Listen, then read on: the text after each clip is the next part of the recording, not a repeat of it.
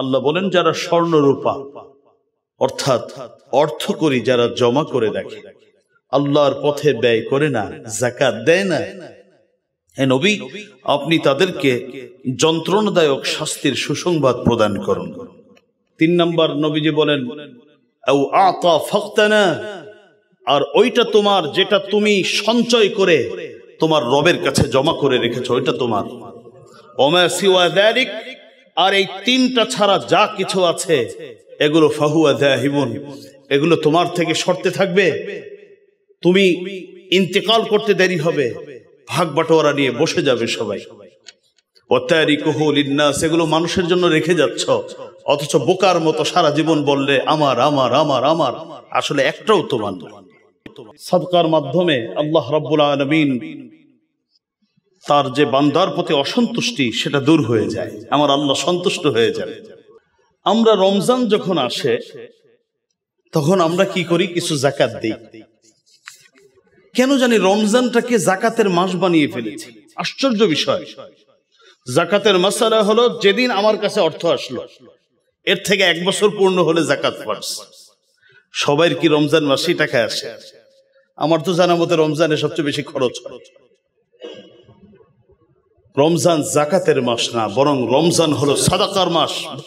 নবীজি বলেছেন মানুষ যখন ইন্তিকাল করে নেক আমলের দরজা তো তার বন্ধ হয়ে যায়, তবে 3টা পথ খোলা থাকে, সাদাকাতুন জারিয়া আও ইলমিন ইউনতাফাউ বিহি আও ওয়ালাদিন সালিহিন ইয়াদউ লাহ। এক হলো যদি সাদাকায়ে জারিয়া করে যেতে পারে, মৃত্যুর পরেও তার সওয়াব বন্ধ হবে না, চলমান থাকবে। 2 নম্বর হলো এমন জ্ঞানের চর্চা করে গেল, এটা দ্বীনি প্রতিষ্ঠান করে গেল, যার মাধ্যমে মানুষ শুধু শিখতেছে আর জানতেছে। এরকম হাজার লোক কোটি কোটি মানুষকে দ্বীন শিখাচ্ছে। এটাই হলো আও ইলমিন ইউনতাফাউ বিহি। আর 3 নম্বর হলো আও ওয়ালাদিন সালিহিন ইয়াদউ লাহ, নেক সন্তান যদি রেখে যেতে পারে যে মা বাবাকে স্মরণ করে পড়বে, রব্বির হামহুমা কামা রাব্বায়ানি সগীরা। আমাদের প্রত্যেকের সন্তান আমার আখিরাত।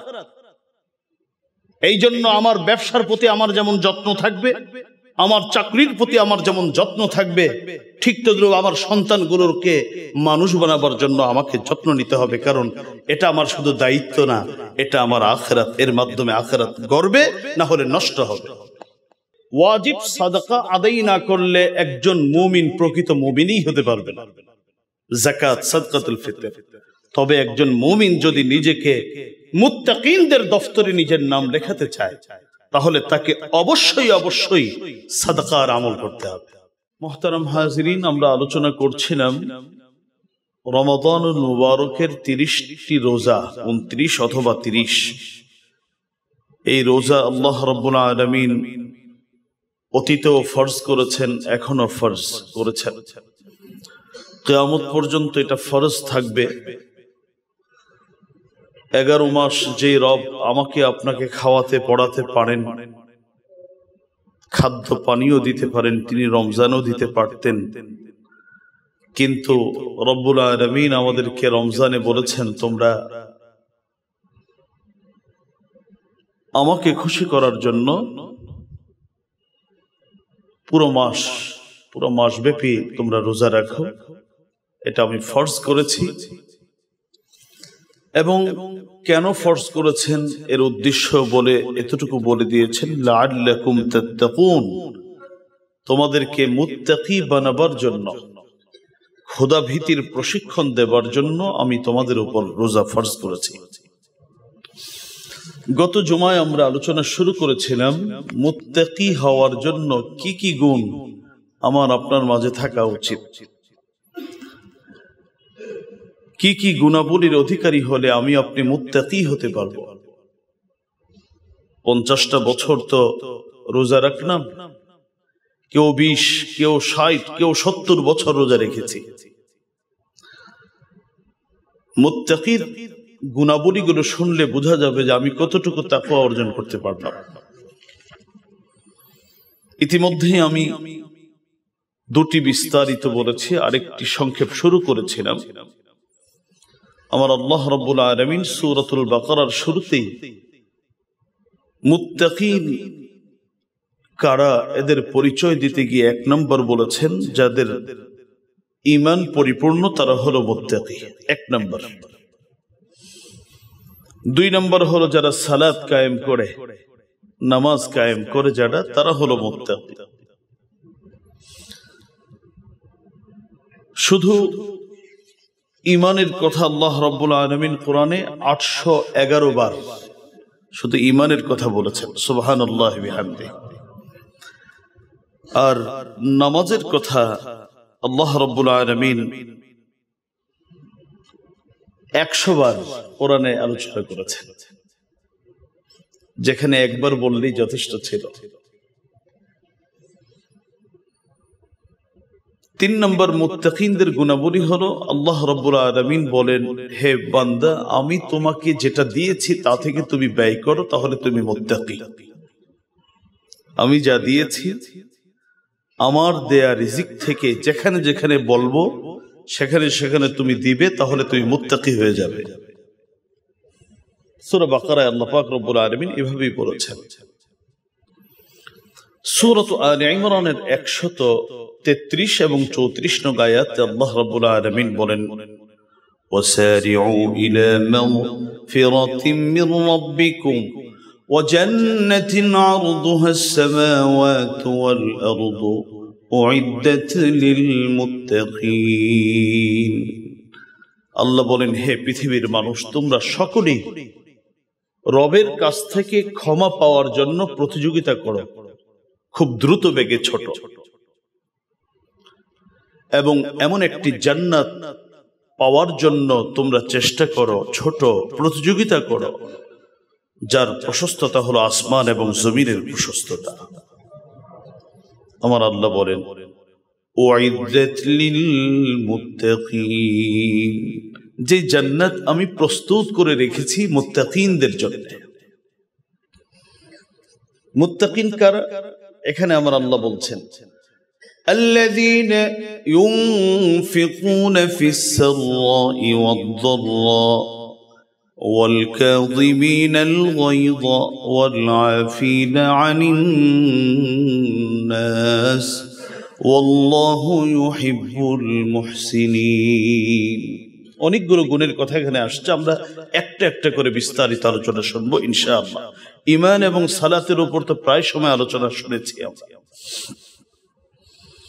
আমার আল্লাহ বলেন, যে জান্নাত মুত্তাকিনদের জন্য প্রস্তুত করে রাখা হয়েছে, আর মুত্তাকি হলো তারা যারা আমার দেয়া রিজিক থেকে সচ্ছল অবস্থায়ও মানুষকে দেয়, অসচ্ছল অবস্থায়ও মানুষকে দেয়, সে হলো মুত্তাকি।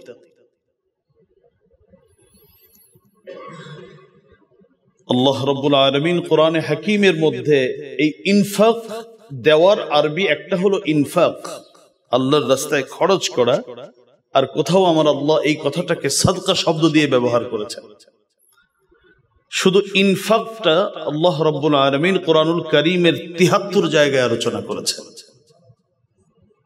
কয় জায়গায়? ৭৩ জায়গায়। আর সাদাকা শব্দ দিয়ে আল্লাহ রাব্বুল আলামিন ১২ জায়গায়। এই মোট ৮৫টি জায়গায় আল্লাহ রাব্বুল আলামিন মানুষকে বলেছেন, আমার দেওয়া রিজিক থেকে, যেটা আমি তোমাকে দিয়েছি, আমি তোমাকে না দিয়ে আমি সবার হাতে বন্টন করে দিতে পারতাম, আমি সেটা দেইনি, আমি তোমার হাতে বেশি দিয়েছি, যাতে করে তুমি দিয়ে তাদের দুনিয়ার প্রয়োজন পূরণ করতে পারো, আর তুমি তোমার আখিরাত এবং দুনিয়ার সকল প্রয়োজনের যেই বরকতের দরজা, সেটা যেন তুমি তোমার জন্য উন্মুক্ত করতে পারো। তুমি দাও। মুহতারাম হাজিরিন, যেহেতু আলোচনা অনেক লম্বা, আপনাদের মনোযোগ থাকলে আশা করি আমি খুব সংক্ষেপে বলতে পারবো বিষয়টি। তাহলে কোরআনুল কারীমে দেওয়ার কথা কতবার আসছে? মোট ৮৫ বার। সুবহানাল্লাহ বিহামদিহি। যেখানে একবার বললে কিয়ামত পর্যন্ত যত জ্ঞানী গুণী, যত পদের অধিকারী মানুষ আছে, সকলকেই রবের আদেশ পালনের জন্য যথেষ্ট ছিল। সেখানে এক জায়গায় নয়, ২ জায়গায় নয়, ৮৫টি জায়গায় আলোচনা করেছেন। গুরুত্ব বুঝাবার জন্য এর বেশি কিছু দরকার নেই। তবে এই দেওয়া দুই ধরনের, একটা হলো ওয়াজিব, দিতেই হবে, যদি না দিই তাহলে লেবাস যাই হোক মুমিন হওয়া যাবে না। যেটা ফরজ ওয়াজিব, ইনফাক, যাকাত, সাদকাতুল ফিতর, এগুলো হচ্ছে ওয়াজিব, দিতেই হবে। সূরাতুত তাওবা এর 34-35 নং আয়াতে আল্লাহ রাব্বুল আলামিন বলেছেন, যারা যাকাত ফরজ হওয়ার পরে দেয় না, আমার আল্লাহ রাব্বুল আলামিন তাদের শাস্তি সম্পর্কে বলেছেন, ওয়াল্লাযীনা يكنزون الذهب والفضة ولا ينفقونها في سبيل الله فبشرهم بعذاب أليم يوم يحمى عليها في نار جهنم فتكوى بها جباههم وجنوبهم وظهورهم هذا ما كنزتم لأنفسكم فذوقوا ما كنتم تكنزون। আল্লাহ বলেন, যারা স্বর্ণ রূপা অর্থাৎ অর্থকড়ি যারা জমা করে রাখে, আল্লাহর পথে ব্যয় করে না, যাকাত দেয় না, হে নবী আপনি তাদেরকে যন্ত্রণাদায়ক শাস্তির সুসংবাদ প্রদান করুন। সেদিন এগুলোকে, তার অর্থকড়িকে আগুনের মধ্যে পোড়ানো হবে, গরম করা হবে, কপালের মধ্যে এগুলোকে সেক দেওয়া হবে, পার্শ্ব, পিঠ, এগুলোর মধ্যে এই জ্বলন্ত তার এই স্বর্ণ রূপাকে আল্লাহ রাব্বুল আলামিন এক কথায় তার অর্থকড়িকে আগুন বানিয়ে তার কপালে, পাশে, পিঠে সেক দিবেন। আর বলা হবে, হাযা মা কানাজতুম লিআনফুসিকুম, এটা হচ্ছে তোমাদের ওই অর্থকড়ি যেটা তোমরা নিজেদের জন্য জমা করে রেখেছিলে। ফাযুকু মা কুনতুম তাকনিজুন, তোমাদের জমাকৃত অর্থের একটা স্বাদ আছে, এই স্বাদটা আজকে আস্বাদন করো, ভোগ করো। তাহলে কারো উপর যদি ওয়াজিব ইনফাক থাকে, দিতেই হবে যাকাত, সাদকাতুল ফিতর। আর যদি সে না দেয়, মুত্তাকিন তো অনেক দূরের কথা, সে তো মুমিনই হতে পারবে না, কারণ প্রকৃত মুমিনের 5টি স্তম্ভ, এর মধ্যে একটি হলো ওয়া ইতা ইজ যাকাত, যাকাত দিতে হবে। আর এখানে শাস্তির কথা আমার আল্লাহ বলে দিলেন।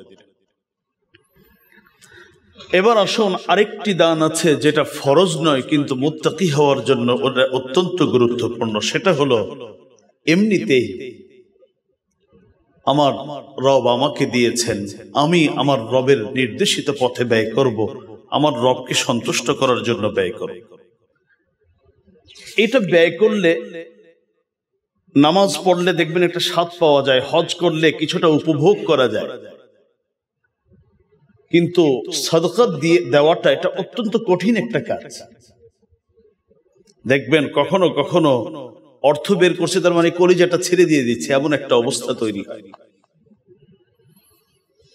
সেজন্য আমার আল্লাহ রাব্বুল আলামিন এবং রাসূল বিভিন্ন জায়গায় দিলে কি লাভ হবে, কারণ পাগল ছাড়া পৃথিবীর প্রতিটি সুস্থ মানুষ তার লাভটা বোঝে।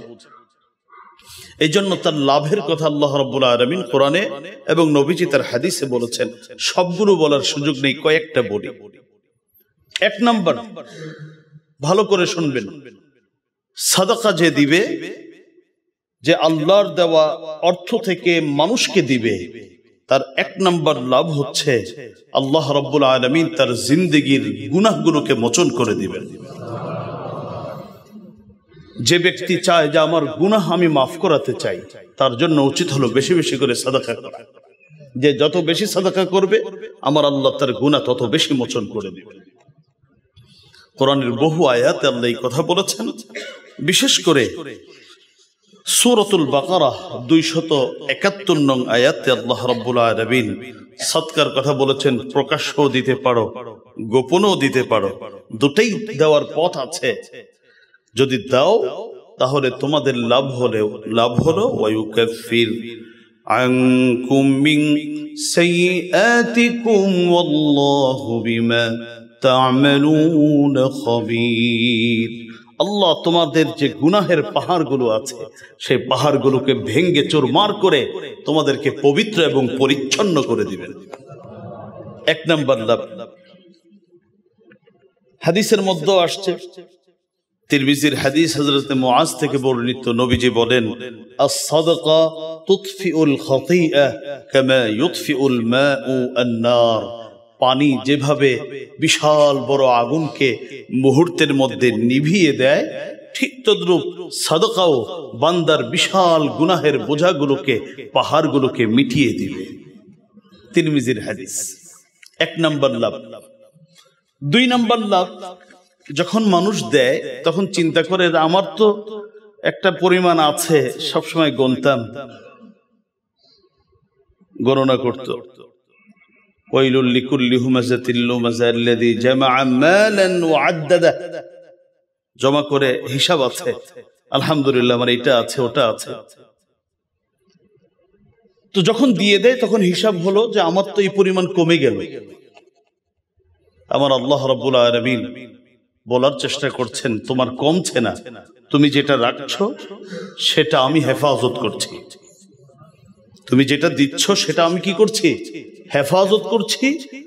তবে ওটা সময় মতো পাবে, কিন্তু বিনিময় আমি দুনিয়া থেকে দেওয়া শুরু করবো, আর আখিরাতে দিবই। সুবহানাল্লাহ। কুরআনুল কারীম সূরাতুস সাবা 22 নম্বর পারার সূরাতুস সাবার 39 নং আয়াতে আল্লাহ রাব্বুল আলামিন বলেন, ওয়ামা আনফাকতুম মিন শাইইন ফাহুয়া ইউখলিফুহু ওয়া হুয়া খায়রুর রাযিকিন।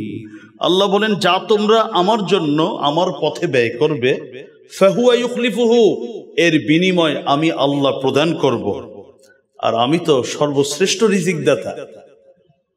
তোমরা কেন ভয় পাচ্ছ? আমি বিনিময় দিব। সুবহানাল্লাহ। শুনেন, একটা হাদিস শুনলে আপনাদের কাছে খুব পরিষ্কার হয়ে যাবে। সহিহ মুসলিম শরীফের হাদিস, হযরত আবু হুরায়রা থেকে বর্ণিত হাদিস। আল্লাহর নবী বলেন, ইয়াকুলুল আবদু মালি মালি ইন্নামা লাহু মিন মালিহি সালাস মা আকালা ফাআফনা আও লাবিসা ফাআবলা আও আ'তা ফাকতানা وما سوى ذلك فهو ذاهب وتاركه للناس। এই হাদিসটা একটু ভালো করে বুঝে নেন, হয়তো আমার আপনার উপকারে আসবে। সহিহ মুসলিমের হাদিস, হযরত আবু হুরায়রা থেকে বর্ণিত হাদিস। আল্লাহর নবী বলেন, মানুষ খালি বলে আমার সম্পদ, ওটা আমার, ওটা আমার। এটা মানুষের অত্যন্ত তৃপ্তিদায়ক শব্দ। আমার এটা আছে, আমার ওটা আছে। অথচ মানুষ জানে না মানুষের কোনটা। যে বলছে এটা আমার, সে জানে না আমার কোনটা। নবীজি বলেন, তিনটা তোমার আর বাকি সব অন্যের। এক নাম্বার, মা আকালা ফাআফনা, যেটা খেয়ে ফেললে, খেয়ে শেষ করে ফেললে, ওটা আজকে সেহরিতে যেটা খেয়েছি ওটা আমার, আপনার। আর যেটা ফ্রিজের আছে রাতের খাবো, ওটা আমার, আপনার না। হতে পারে ওটা খাওয়ার আগেই আমাকে আপনাকে এমন এক সফরে যেতে হবে যে সফর থেকে আর ফেরার সুযোগ হবে না। আও লাবিসা ফাআবলা, যেই কাপড় পরিধান করে শেষ করে ফেলেছি, যেটা ঈদে পরবো সেটা না, ওটা আমার না। এমন হতে পারে ওটা স্মৃতি হিসাবে সন্তান রেখে দিবে, স্বামীরটা স্ত্রী রেখে দিবে। তিন নম্বর, নবীজি বলেন, আও আ'তা ফাকতানা, আর ওইটা তোমার যেটা তুমি সঞ্চয় করে তোমার রবের কাছে জমা করে রেখেছো, ওইটা তোমার। ওমা সিওয়া যালিক, আর এই তিনটা ছাড়া যা কিছু আছে এগুলো ফাহুয়া যাহিবুন, এগুলো তোমার থেকে সরতে থাকবে। তুমি ইন্তেকাল করতে দেরি হবে, ভাগ বাটোয়ারা নিয়ে বসে যাবে সবাই। ওয়াতারিকুহু লিন্নাস, এগুলো মানুষের জন্য রেখে যাচ্ছ, অথচ বোকার মতো সারা জীবন বললে আমার আমার আমার আমার, আসলে একটাও তোমার না। সহিহ মুসলিমের হাদিস। তাহলে আমার আল্লাহ বলে দিলেন, যেটা রাখতেছো এটা আমি জমা করে রাখছি, নষ্ট করছি না। আচ্ছা, জমা করলেই দেখবেন আমরা কিন্তু প্রফিটটা খুব ভালো বুঝি, যে কোন জায়গায় কি পরিমাণ বাড়ায় দেয়। আমার আল্লাহ বলেন, পৃথিবীতে কত গুণ দিয়েছে তোমাকে, আমি তোমার প্রতিটি অর্থকে সর্বনিম্ন 10 গুণ, সর্বোচ্চ 700 গুণ পর্যন্ত বাড়িয়ে দিব। ব্যাংক অনেক সময় দেউলিয়া হয়ে যায়, ব্যাংকেরই টাকা থাকে না ফান্ডে। ও দিবে কোত্থেকে? প্রফিট দিবে? মূলধনই দিতে পারে না। এতিমের মতো টাকা রেখে ঘুরতে হয়, আমার টাকা আমাকে দাও, দিতে পারে না। আমার রব বলেছেন আমি 700 গুণ দিব। এখানেও শেষ করেননি, এরপরে আমার আল্লাহ রাব্বুল আলামিন আরো কথা বলেছেন। সূরাতুল বাকারা 261 নং আয়াতে বলেছেন, 700 গুণের পরেও আমি দিব, আমার যত মনে চায় তত দিব, আমি আমার শান অনুযায়ী তোমাকে দিব। মুহতারাম হাজিরিন, তাহলে গুনাহ মাফ হবে, আমার যেটা দিচ্ছি সেটা আমার আল্লাহ আমার জন্য রেখে দিবে, আবার ওটা রেখে এটা নষ্ট হবে না, দিন দিন কমবে না, দিন দিন এটাকে আমার আল্লাহ বাড়াবেন। মুসলিমের এক হাদিসে আসছে, তোমরা যেভাবে পশু পাখিকে লালন পালন করে বড় বানাও, আমি ঠিক তোমাদের সাদকাকে বড় বানাই, 700 গুণ এরপরে আরো বাড়াবো। তাহলে এটা 3 নাম্বার লাভ। মুহতারাম হাজিরিন, একটা ছোট্ট ঘটনা যে বাড়ে, যে এটা বুঝাইতে হবে। প্রসিদ্ধ ঘটনা আল বির ওয়াসিলা লি ইবনুল জাওজি, আল্লামা ইবনুল জাওজির একটা উল্লেখযোগ্য কিতাব আল বির ওয়াসিলা, এখানে এসেছে ইবনে আবি হাজিম, একজন বিখ্যাত ব্যক্তি, তিনি ঘটনা বর্ণনা করেন। তিনি বলেন, আমি আমার বাবার কাছ থেকে শুনেছি যে হযরত আয়েশা সিদ্দিকা রাদিয়াল্লাহু তাআলা আনহা, আম্মা জান হযরত আয়েশা, তিনি একদিন রোজাদার ছিলেন, রোজা রেখেছিলেন। ঘরে ইফতার করার মতো তেমন কিছু ছিল না, সির্ফ 2টা পাতলা চিকন এবং শুকনো রুটি ছিল। হঠাৎ করে আসরের পরে ইফতারের বেশ কিছু সময় আগে এক ভিক্ষুক আসছে, আয়েশা বলতেছে আমার কিছু দেন। তো খাদেমা যিনি, সে বললেন, আয়েশা ঘরে তো তেমন কিছু নাই, 2টা রুটি আছে আর আপনার লোকও 2 জন, রুটিও পাতলা, কি করব, দিয়ে দাও না একটা। দিয়ে দিলেন একটা। ঠিক ইফতার নিয়ে বসেছেন, কয়েক মিনিট পরে আজান হবে, ঠিক ওই সময় আরেকজন এসে হাজির। হযরত আয়েশা বললেন, বাকি রুটিটাও দিয়ে দাও। খাদেমা বললেন, তাহলে আমরা ইফতার করব কি দিয়ে? হযরত আয়েশা সিদ্দিকা রাদিয়াল্লাহু তাআলা আনহা কথা না বাড়িয়ে, রোজা তো, কথা না বাড়িয়ে ঢাকনাটা উঠিয়ে রুটিটা নিজ হাতে ফকিরকে দিয়ে দিলেন। এবার পানি নিয়ে বসছেন, ইফতার করবেন, শুধু পানি, তাও আরবের পানি, গরম পানি, এখন তো ফ্রিজের ব্যবস্থা। কিছুক্ষণের মধ্যেই আজান হবে, আজানের অপেক্ষায় কান পেতে আছেন। ঠিক ওই অবস্থায় দরজার মধ্যে কেউ একজন কাড়া নাড়ছেন। কে? দেখেন যে বিশাল খামচা ভরা এক আনাম পকরি ভুনা করে নিয়ে আসছে, আর চারপাশে শুধু রুটি আর রুটি।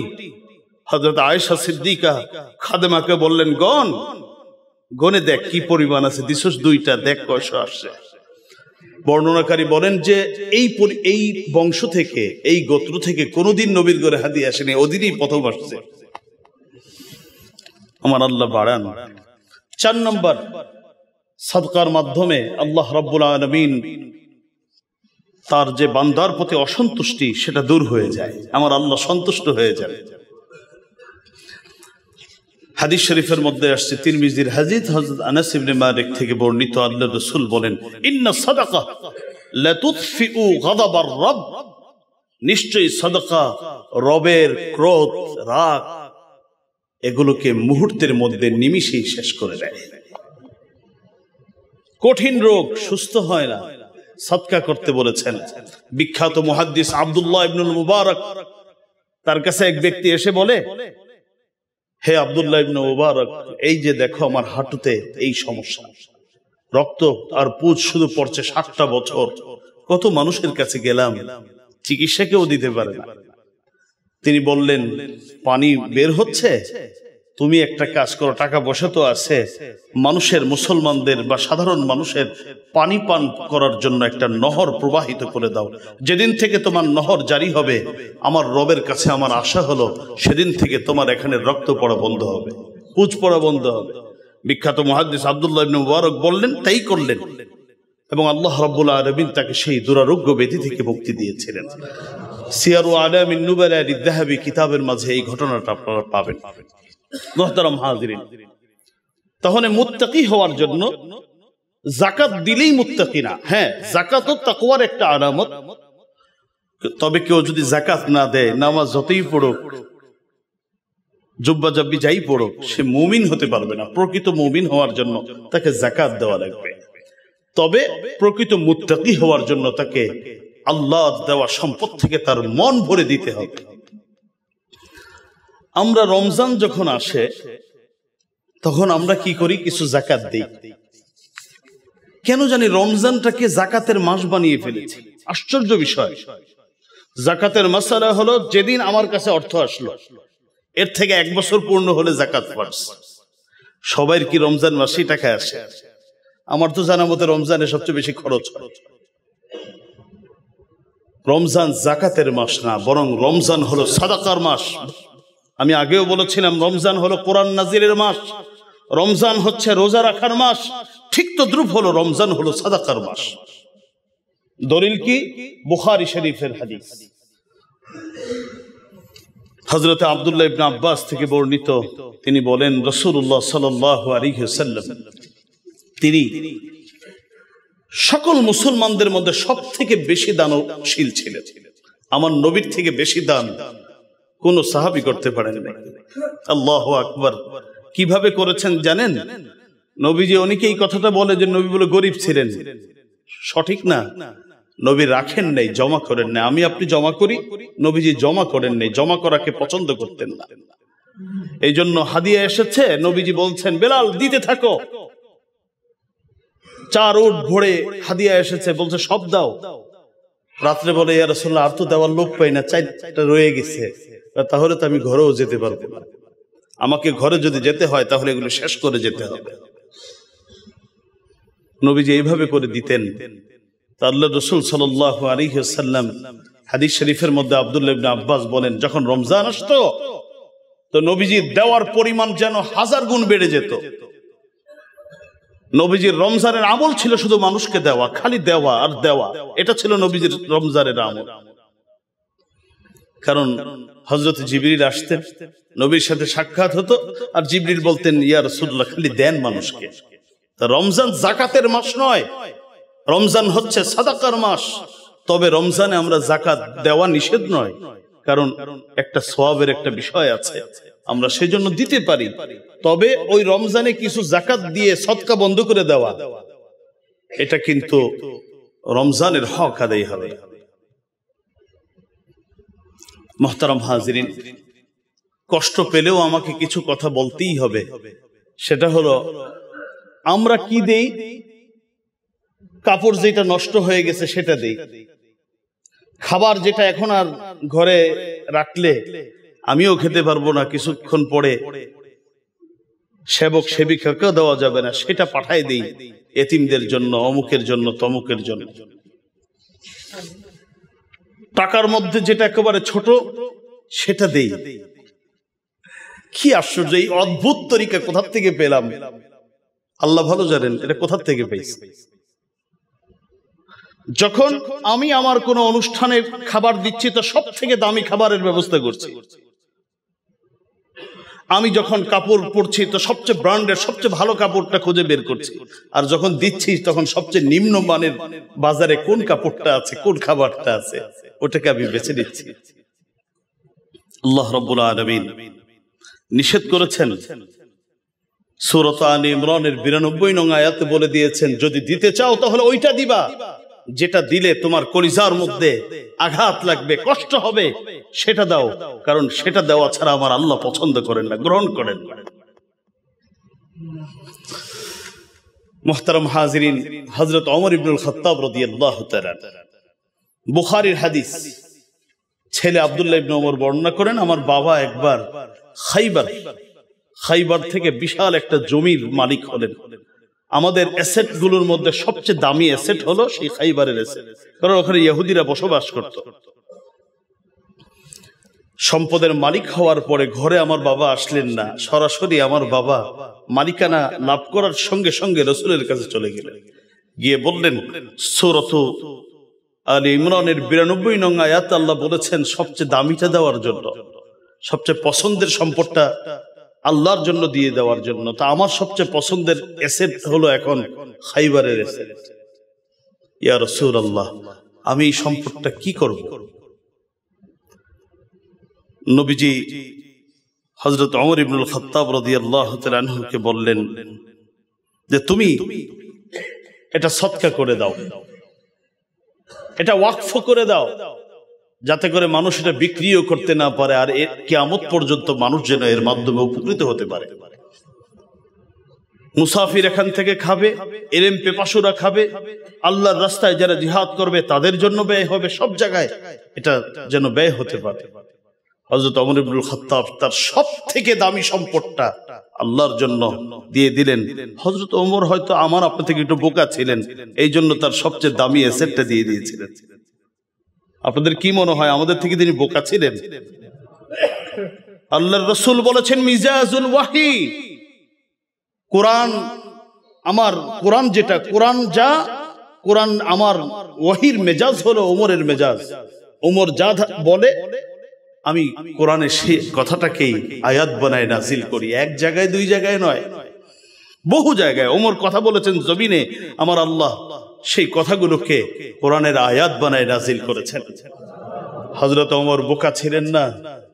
হযরত ওমর তারা তো জান্নাতি মানুষ, সবচেয়ে দামি সেটটা দিলেন। বুখারীর হাদিস। হযরত আবু তালহা সম্পর্কে আপনারা শুনেছেন, মসজিদে নববীর সামনে একটা কূপ ছিল, সেটা হলো বাইরুহা নামক কূপ।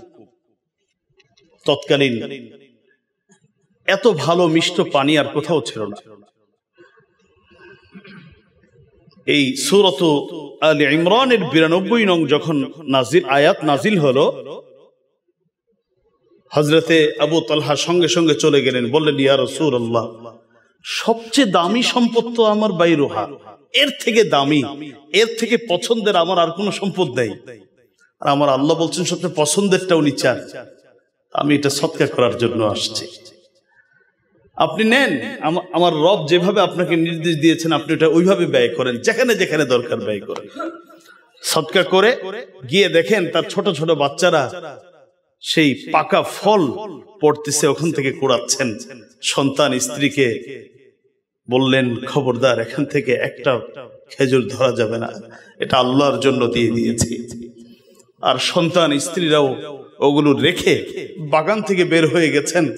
নবীজি এই সাদকা গ্রহণ করে বললেন, হ্যাঁ কি কপাল তোমার, তুমি তোমার এত ভালো একটা ব্যবসা আজকে করলা, এরকম ব্যবসা তোমার জীবনে আর কোনোদিন হয়নি। মুহতারাম হাজিরিন, শুধু তাই নয়, সাহাবায়ে কেরাম এগুলো নিয়ে তো প্রতিযোগিতা করেছেন। আবু দাউদ শরীফের হাদিস, হযরতে ওমর ইবনুল খাত্তাব নিজেই বর্ণনা করেন যে একবার আমি অনেক সম্পদের মালিক হলাম, তো সারা জীবন যখনই সদকার প্রতিযোগিতা হতো আমি হেরে যেতাম আবু বকরের কাছে। আমার জানাশোনা তখন আবু বকরের হাতে কিছু নাই, আর আমি নতুন করে বেশ কিছু সম্পদের মালিক হয়েছি। ঠিক ওই মুহূর্তে নবীজি বললেন যে তোমরা যে যা পারো আল্লাহর দ্বীনের জন্য করো। হযরত ওমর বলেন, আল্লাহর নাম নিয়ে আমার যা সম্পদ ছিল অর্ধেক সম্পদ আমি রাসূলের খেদমতে হাজির করে বললাম, ইয়া রাসূলুল্লাহ, এগুলো হাতে নিয়ে আসছি, আর ওই সম্পদ আবার আছে, এগুলো আপনার দ্বীনের জন্য দিলাম অর্ধেক। আর মনে মনে তিনি আশা করছেন যে এতদিন আবু বকরের সাথে না পারলেও আজকে ইনশাআল্লাহ আবু বকরকে পিছনে ফেলবে। হযরত আবু বকর সিদ্দিক রাদিয়াল্লাহু তাআলা আনহু, এদিক দিয়ে রাসূল বললেন তুমি অর্ধেক সম্পদ দিয়ে দিলে, রাখছো কি তোমার পরিবার পরিজনের জন্য? ইয়া রাসূলুল্লাহ, নিসফুল মাল, আরো অর্ধেক রেখে আসছে। আবু বকর ছোট্ট একটা থৈলা নিয়ে কিছু নিয়ে আসছেন, বলেন ইয়া রাসূলুল্লাহ, আমার তো তেমন কিছু নেই, আমি তো সেই ইসলামের শুরু থেকেই এক একজন গোলামকে আজাদ করেছেন আর অঢেল সম্পদ দিয়েছে, দিতে দিতে দিতে দিতে দিতে দিতে ফকির হয়ে গেছেন, এখন তেমন কিছু নাই। বললেন ইয়া রাসূলুল্লাহ, সামান্য যা আছে নিয়ে আসছে। নবীজি বললেন, ঘরে যা আছে তো লোটা বটা সব নিয়ে আসছো, ঘরে রাখছো কি? তিনি একটা জবাব দিয়েছেন, আবকাইতু লাহুম আল্লাহ ওয়া রাসূলাহ, আমি আমার পরিবার পরিজনের জন্য আমার আল্লাহকে রেখে এসেছি আর রাসূলকে রেখে এসেছি। হযরত ওমর বলেন, এরপরে বুঝলাম যে আবু বকরের সাথে, কারণ উনি তো মুত্তাকির সর্বোচ্চ মুত্তাকি নবীগণের পরে, এর সাথে আমি তাকওয়ায় প্রতিযোগিতায় পারবো না। আবু দাউদ শরীফের মধ্যে এই হাদিসটা পাবেন আপনারা। হযরতে ওসমানের কথা শুনবেন, সুবহানাল্লাহ বিহামদিহি, বুখারীর হাদিস। হযরতে ওসমান নিজেই বর্ণনা করেন, মদিনাতে হিজরত করে গেলেন, আনসারী সাহাবী, মুহাজির সাহাবী। এখন মুহাজিররা পানি পান করবে, পানি নেই। হযরতে ওসমানের একটা কূপ ছিল যার নাম ছিল বিরু রুমা, রুমা নামক কূপ। ওইটার পানি ছিল খুব মিষ্ট পানি। অনেক মুসলমানরা বহু দূর দূরান্ত থেকে ওখানে পানি পান করতে যেতেন। নবীজি একদিন বললেন, এমন কেউ আছো যে এই কূপটাকে কিনবে, নিজেও সেখান থেকে পানি পান করবে, জনসাধারণ সেখান থেকে পানি পান করবে, সবাই পানি পান করবে, বিনিময়ে আল্লাহ রাব্বুল আলামিন জান্নাত দিবেন এবং এর থেকে উত্তম কূপ জান্নাতে দিবেন। হযরতে ওসমান রাদিয়াল্লাহু তাআলা আনহু সঙ্গে সঙ্গে রাজি হলেন এবং তিনি কূপটি মুসলিম উম্মার জন্য সদকা করে দিলেন। বুখারী শরীফের হাদিসের মধ্যে আসছে, সদকা তো করলেন, শুধু করলেন না, এর পাশে বাগান ছিল। বিশ্বস্ত সূত্রে আমি যতটুকু পড়ালেখা করে জেনেছি, ওই বাগান, ওই কূপ, রোমা জব কূপের আশপাশে তখন থেকেই কিছু গাছগাছালি, খেজুর গাছ লাগানো ছিল। এখন সেখানে ওই জায়গাটার মধ্যে প্রায় 1600 খেজুর গাছ আছে। ওখান থেকে যে ফল ফলাদি হয় বছরে, এগুলোকে জমা করা হয়। হযরতে ওসমানের দান, এটা কত বছর আগে? 1450 বছর আগের কথা বলছি। ওখানে যে খেজুর গাছগুলো, এই খেজুর গাছের যেই খেজুর থেকে যে অর্থ উপার্জন হয়, এগুলো থেকে এখনো মসজিদ নববীর কিছু, এবং শুধু মসজিদ নববী না, অনেক ফকির, মিসকিন, ইয়েতিম যারা মাদ্রাসায় ছোট ছোট বাচ্চারা পড়ে, এদের খরচের ব্যবস্থা ওখান থেকে করা হয়। হযরতে ওসমানের নামে গত 2015-16-তে ওই অর্থের একটা অংশ দিয়ে একটা হোটেল, 5 স্টার একটা হোটেল করা হয়েছে মদিনার মধ্যে। দিয়ে গেছেন 1450 বছর আগে। আজও পর্যন্ত হযরতে ওসমানের এই সাদাকার নমুনা পড়ে আছেন। মানুষের দেহ কতদিন, হাড়গোড় বা কতদিন থাকে, 50 বছর পরে কবর খনন করলে হাড়গোড়ের চিহ্নও পাওয়া যায় না। অথচ 1450 বছর পরে হযরতে ওসমানের সাদাকা এখনো মুসলিম উম্মাহ দেখে, আর এগুলোকে নিয়ে মানুষ শিখে, দোয়া করে ওনার জন্য। আজ যে মসজিদে নববী, এই মসজিদে নববীর জমিও হযরতে ওসমান রাদিয়াল্লাহু তাআলা আনহু তিনি সদকা করেছিলেন। প্রথম যে অংশটা বলেছিলেন যে জমি দিবা মসজিদের, আমি তার জন্য জান্নাতের গ্রান্টার হয়ে গেলাম, জান্নাত পাওয়া। ওসমান সঙ্গে সঙ্গে সদকা করে দিয়েছেন। মুহতারাম হাজিরিন, সাদাকা একটা তো হলো মানুষকে মেহমানদারি, খাবার দাবার, এই যে ইফতার, এগুলো সাদাকা। কিন্তু এটা হলো সাময়িক সাদাকা, এটা সাদকায়ে জারিয়া নয়। সাদকায়ে জারিয়া কি? অনেক সময় আমাদেরকে জিজ্ঞেস করে, হুজুর প্রায় সময় শুনেছি সাদকায়ে জারিয়ার কথা, সাদকায়ে জারিয়াটা কি? দুইটা হাদিস শোনেন।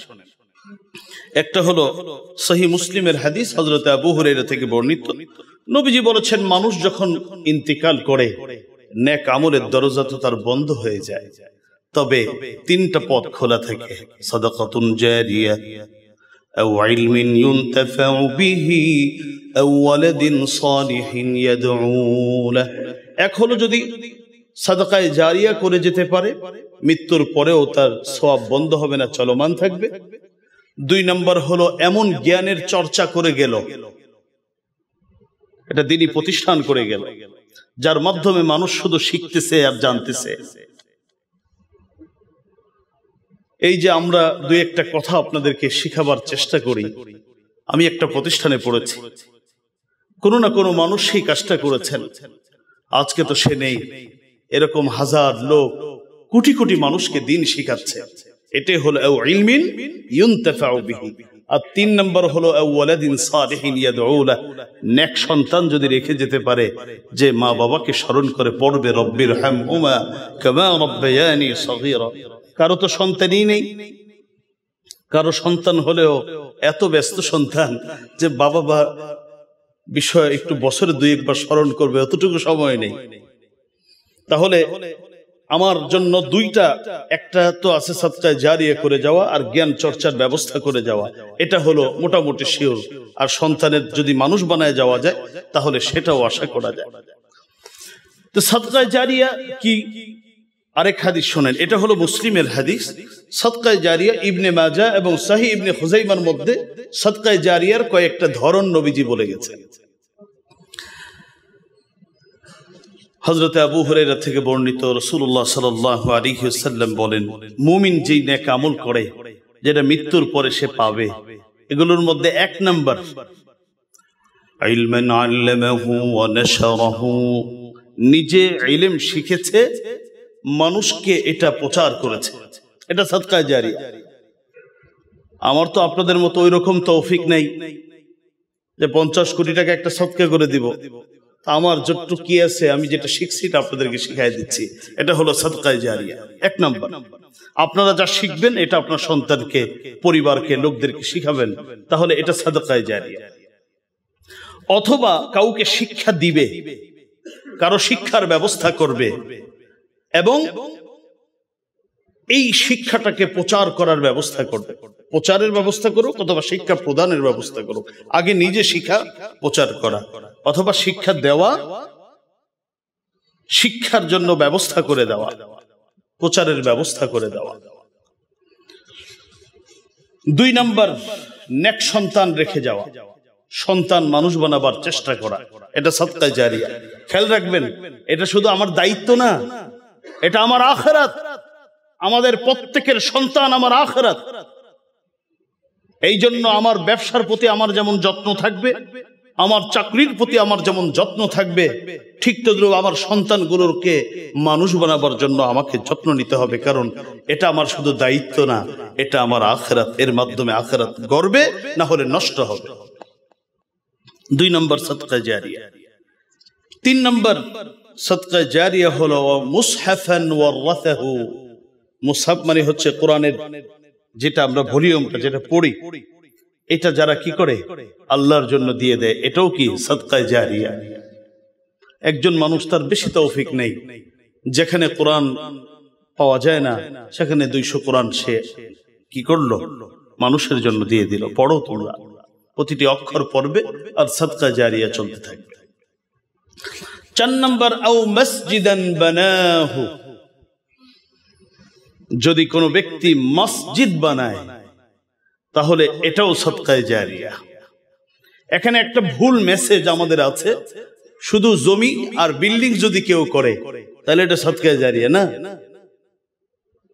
ইন্নামা ইয়ামুরু মাসাজিদাল্লাহি মান আমানা বিল্লাহি ওয়াল ইয়াউমিল আখির ওয়া আকামাস সালাতা ওয়া আতাজ যাকাহ ওয়া লাম ইয়াখশা ইল্লাল্লাহ। সূরা তাওবার মধ্যে কারা মসজিদ আবাদ করে তাদের পরিচয় দিয়েছে। মসজিদ আবাদের ব্যাখ্যায় মুফাসসিরিন একরাম বলেছেন, এই যে মসজিদ পরিচালনার জন্য এই যে এসি ব্যবহার হচ্ছে, লাইটের ব্যবহার হচ্ছে, মাইক্রোফোনের ব্যবহার হচ্ছে, মসজিদে খাদেম থাকে, কার্পেট ইত্যাদি যত যা আছে এগুলো সব সাদকায়ে জারিয়ার মধ্যে পড়বে। 5 নম্বর সাদকায়ে জারিয়া হলো মুসাফির ব্যক্তিদের জন্য ঘর বানিয়ে দেওয়া। ও আয়েশা কোথায় থাকবে, ঘরের ব্যবস্থা করে দেওয়া। 6 নাম্বার হলো পানির ব্যবস্থা করে দেওয়া, এটাও সাদকায়ে জারিয়া। লম্বা সময় এখান থেকে পানি ওঠে আর মানুষ পান করে, এটা সাদকায়ে জারিয়া, যতদিন থাকবে সাদকায়ে জারিয়া।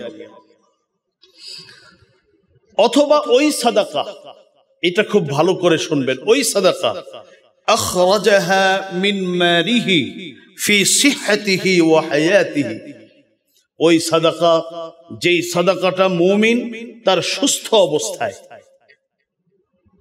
মুমিন তার সুস্থ অবস্থায় নিজ হাতে যেটা আল্লাহর জন্য দিয়ে গেল, মুমিন ওই সাদাকা, যেই সাদকাটা সুস্থ অবস্থায় নিজের হায়াতে থেকে নিজের হাতে দিয়ে গেল, ওটাই হলো সাদকায়ে জারিয়া।